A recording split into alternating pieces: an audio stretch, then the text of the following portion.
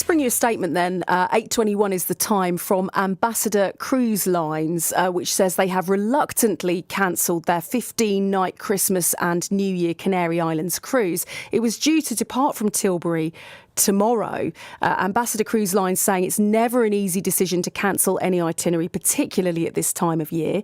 And we'd like to apologise to all guests that were due to sail with us for this cancellation and any inconvenience this may cause. However, the health and safety of all our guests, staff and crew is paramount. And following the identification yesterday of an issue with the lifeboat station on board our ship Ambience, Ambassador has chosen to immediately perform repairs and post-repair tests as a precautionary measure. Regrettably, these works are not going to be concluded in time to operate that Christmas and New Year itinerary. This is to the Canary Islands.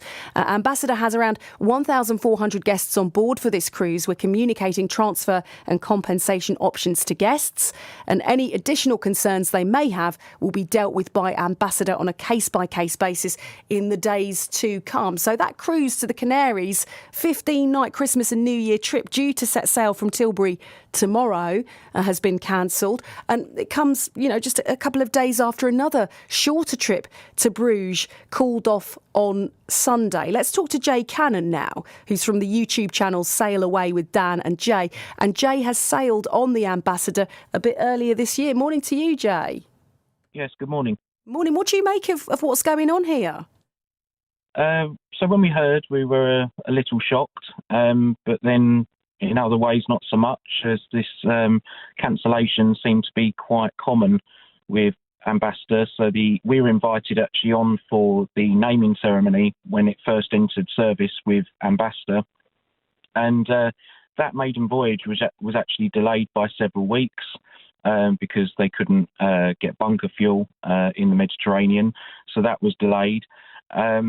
And, I agree with what your other contributors say. Health and safety on board a ship is paramount. But unfortunately, this isn't the first time it's happened.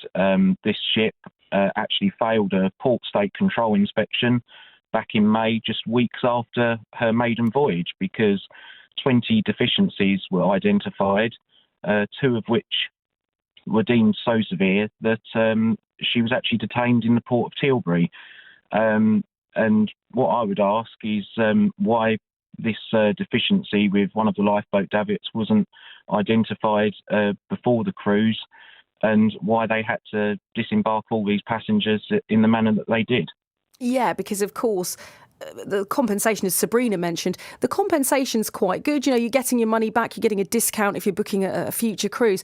But as Michael pointed out, there's lots of other expenses that you're not going to get your money back on, boarding kennels for your pets, hotel stay before you get there, fuel to get there, all those sorts of things. So passengers have been left out of pocket, haven't they? They're not going to get those elements of the money back. Yes, exactly. So there's a lot of planning goes into a holiday, and that might, compensate them for the actual cruise fare. But there'll be a lot of people that were on board that were trying cruising for the first time, and I'd imagine that this has left quite a sour taste in their mouth.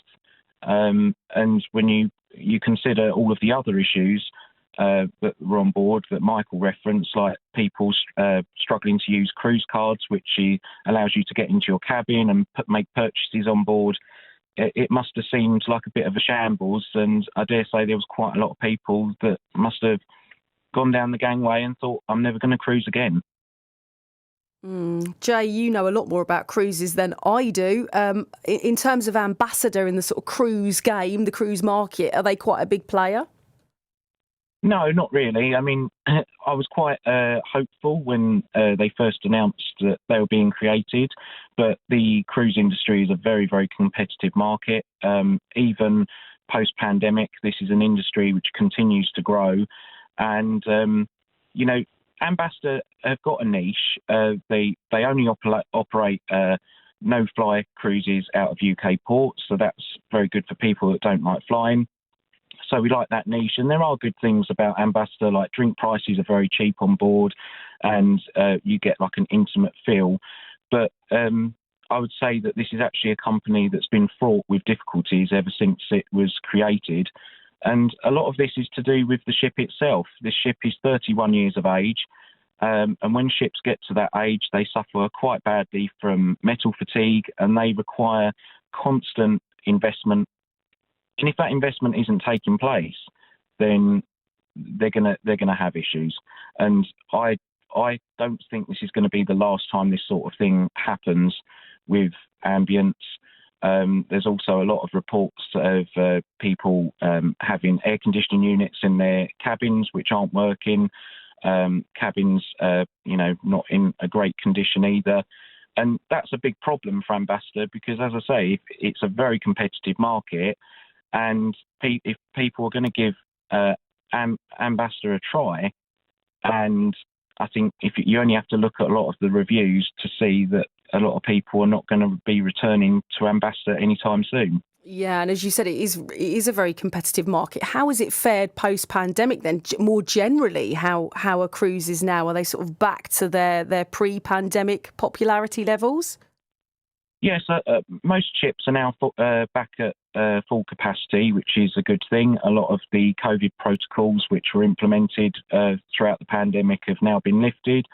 I understand that Ambassador still carry out testing before embarkation, but many cruise lines no longer do that. But it's really the reputational damage that should be quite alarming to Ambassador, because there's going to be so many people that are going to hear this story and other events which have happened to Ambassador and Ambience over the last few months, and they're not going to consider Ambassador. This is really bad for a brand new cruise line. Yeah. Jay, thank you for coming on. When's your next cruise? When are you off next? So we'll be going to the Caribbean and Panama Canal at the start of January. How fantastic. Have you done that one before? Have you been on a cruise there before? No, we've never done the Panama. I've done the Caribbean several times, but we've never done the Panama Canal, and that's a bucket list cruise, so we're very excited. I'll bet you are. And what attracted you to doing YouTube videos, which, take you to far-flung tropical places around the world? It's a tough job. Someone's got to do it, right, Jay? It started off as a hobby, but it took off quite a bit quicker than we were expecting, and it's slowly becoming a full-time job. And it's a job that both Dan and I love, because we can do the thing that we love, and create videos to hopefully inspire people to give cruising a try. Fantastic, Jay. All the best. I hope you really enjoy your cruise in the new year. The Caribbean and the Panama Canal sounds fantastic.